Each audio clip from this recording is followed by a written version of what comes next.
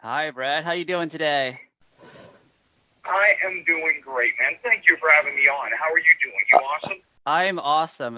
Thank you for asking, and it's so great to talk to you, man.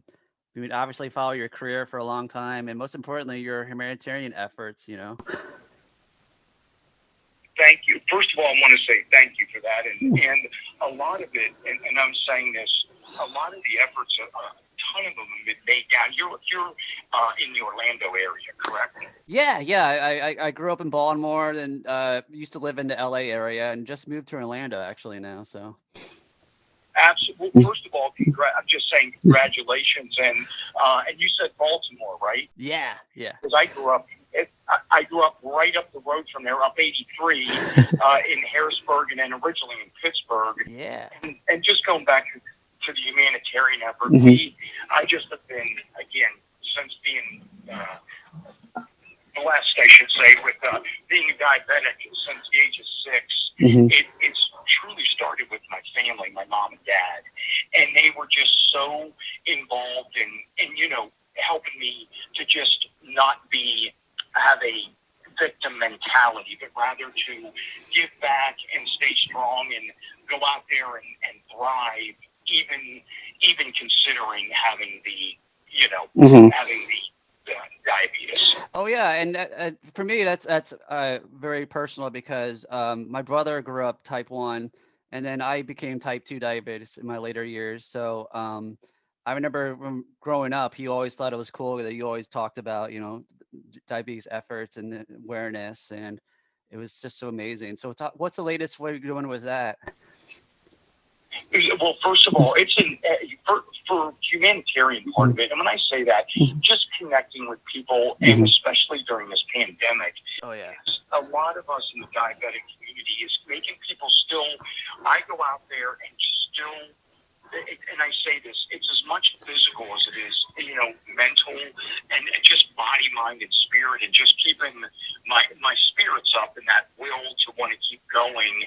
And I say this through this pandemic because obviously you being diabetic, me being diabetic, your brother, we're really trying to protect ourselves from a horrific, the COVID-19 is going on. Yeah. Protecting ourselves from this, and at the same time, but you still want to live. You still want to be able to do stuff. And I think for me, it's two levels. One is the humanitarian side, which is going out and working with tons of people.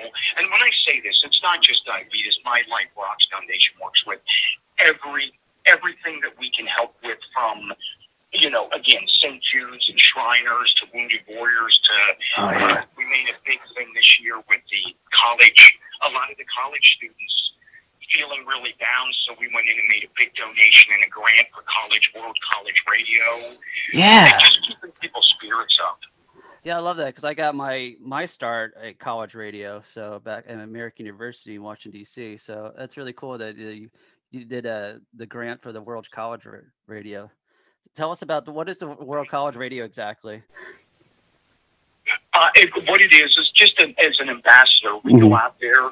We connected with a lot of the kids around the world, and we just go out there and really let them know, because that's where, for Poison and myself, that's where we started. It was in college radio and breaking our records, and it was great because it's such an incredible format for people to be open, and then they try to learn, as I say, the business.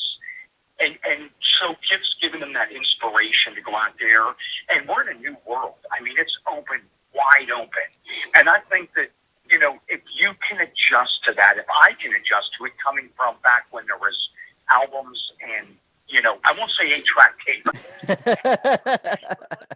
Let's go back to albums and cassettes. And if I can move forward through all that and still be able to be on the road and rocking and God willing, the stadium tour, and Yeah. it's not just solo, Poison, both.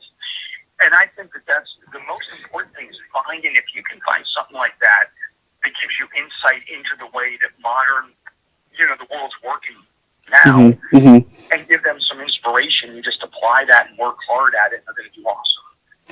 Yeah, so I think it was like 2 years ago. I actually got to interview on the red carpet of the Hollywood Christmas parade, and I I kind of, remember it. yeah, I had my Ravens Christmas sweater on, and then I was like, "Oh shoot, you're a Steeler fan." But then we actually got a cool top conversation about that, and you actually be doing some grants with the NFL. Can you tell us about that? Absolutely. First of all, I remember because I was like, I think we can still be friends. Yeah. We learned how to, and I tell you this, I'll say this as a football, I grew up a football fanatic. I love all sports, but I mean, when you grow up in Pittsburgh and Baltimore and then, Oh, best rivalry, man. Yeah. yeah, intense, but that's what makes for the best games. Oh, absolutely. Up and some of my best friends are from Baltimore, and we have the best time going back and forth all day long when the games are going on. It's a good time, but for the grant, Rich Eisen, who is, I call him, he is like the face of football, took the NFL Network. Oh, yeah. Amazing things. Such an incredible human being. And you talk about taking a chance. Stepping from ESPN, he took that network and just did incredible with it. And going back to this as a football fanatic, you know, going to Latrobe, watching him train, you know, all this stuff. He came on and was having he said, I'm channeling my inner Bret Michales one day. I was up watching early in the morning, and so we just had fun with that, and I found out what their charities were and donated to each of the charities, including Mooch, who's an incredible human being, and Michael and Kurt Warner. I did Dancing with the Stars. I wasn't on it, but he was channeling his inner Bret Michales, so I had to give him a couple just a few rock tips and how to throw the ball better, and it was a good day. Oh, that is so cool. Well, yeah, obviously there's been a lot of craziness going on in Texas with, you know, the winter storms and power outage, but you actually been reaching out and extending your famous ranch in Arizona to friends in Texas that, you know, don't have power and water. So tell us about that. Yeah, 1,000%. And that was for no other reason than I say this, they went through that horrific storm. Everyone did. It hit everybody. My sister's up in Omaha, my friends in Texas and Louisiana, and I just started reaching out to everyone personally. I talk to them all the time anyway, but we've been off the road. One of them is my bus driver, Rad, who he's not just a driver. He's now like one of my best friends, and him and his family are in Louisiana, and they were getting hit. And my friends in Texas and some of the big promoters down there that have been a part of my life, I just reach out on a personal level and said, is there anything we can get there, bring to you? Can we get you out here? Whatever we could do just to get them safe to get through this horrific storm that hit.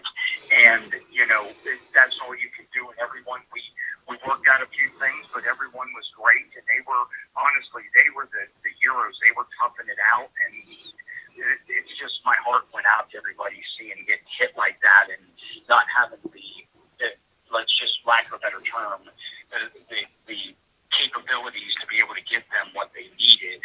So we just started reaching out, or I did, and see what they need. Well, I love actually collecting Funko Pops, and you actually have a limited edition, two versions of yourself coming out, which you can pre-order now at shop.bretmichales.com. Talk about how that got put together, because that's such an honor, you know.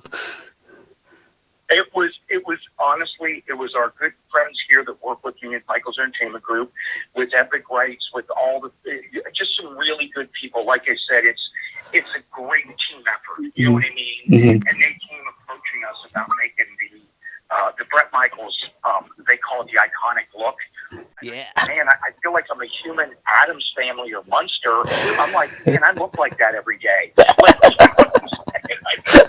Wait, am I like a human, living, breathing? Like, the Munsters thought they were totally normal. Yeah, yeah. Addams Family within the community. I'm like, man, I'm like a Halloween costume that actually looks like this every day.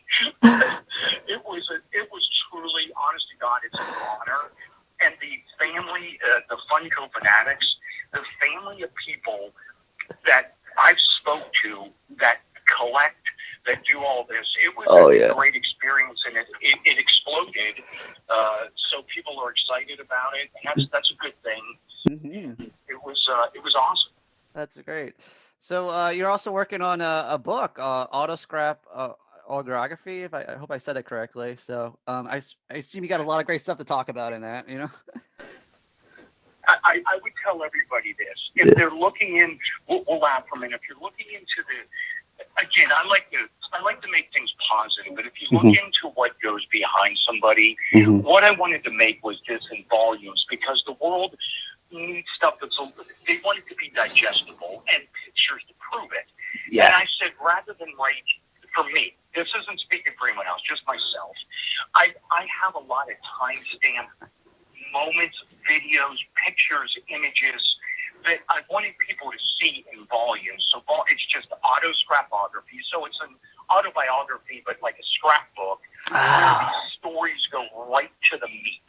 So volume 1, people flipped out, and we were originally set to release last year officially.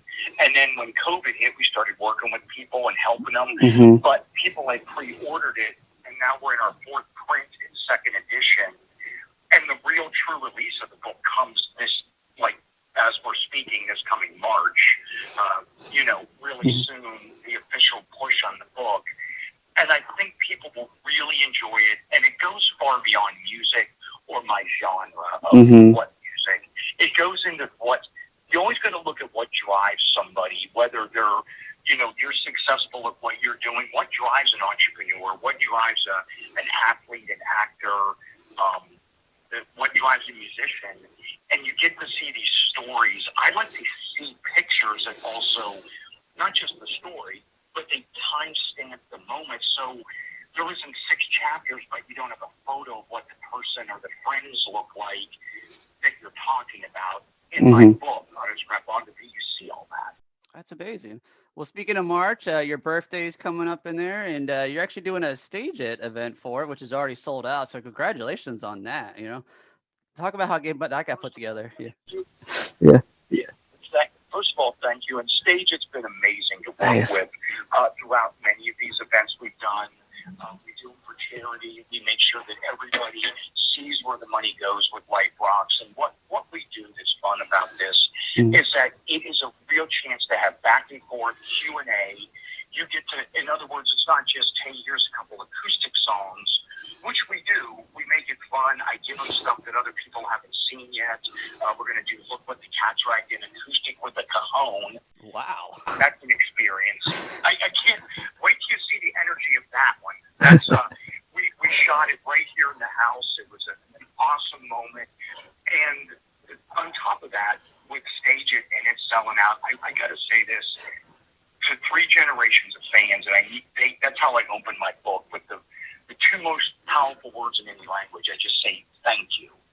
My gratitude is endless of what the fans. I got 3 generations of amazing fans that have become friends, truly friends. They're half these people I hang out, talk with, and they all join in there, and we just kind of talk about what's going on, current events, the pandemic, and how we're all getting through it. Talk about music, stuff we're listening to, movies we're watching. It's a really good, intimate experience. I love that. And you also have a new video that you're working on demand that's coming out soon? Yeah, I tried to truly do this following throughout my career. One of, I'd like to say, strengths I have, not only is being, and I say this, you want to be creative, but you got to put legs behind it. In other words, you got to see it through. And one of my strengths would be seeing stuff through. When I hit a wall, I find a way to knock it down or get around it, over it.